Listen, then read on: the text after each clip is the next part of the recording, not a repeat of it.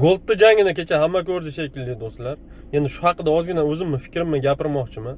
Yigitlar, bu endi O'zbekiston bayrog'ini ko'tarib chiqyapsizlar maydonga. Sal tayyorgarlik ko'rib chiqinglar-da. Olg'a O'zbekiston deb baqirib chiqib, davraga chiqib olib endi qo'pol aytganda kuchuyda kaltaga yeyishinglarni noto'g'ri-da. Hype shou'ni qilyapsizlar urushdan oldin.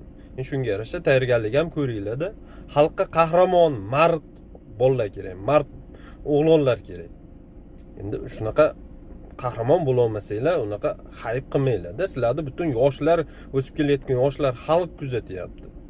Umuman tayyorgarlik ko'rmaganda, hali yosh, o'zidan gavdasi ham kichkina bo'lgan bola yotqizib olib rosa uryapti.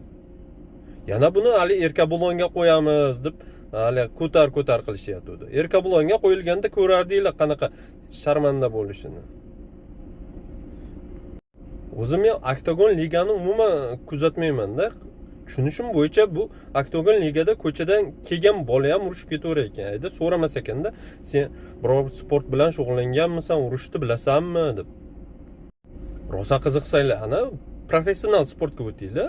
MMA, UFC bor. Mana bokschilarimiz ham chiqyapti-yu, biz balet qilaylik sizlarga. Urib tashlayapti-yu, Ismoil Madrimov.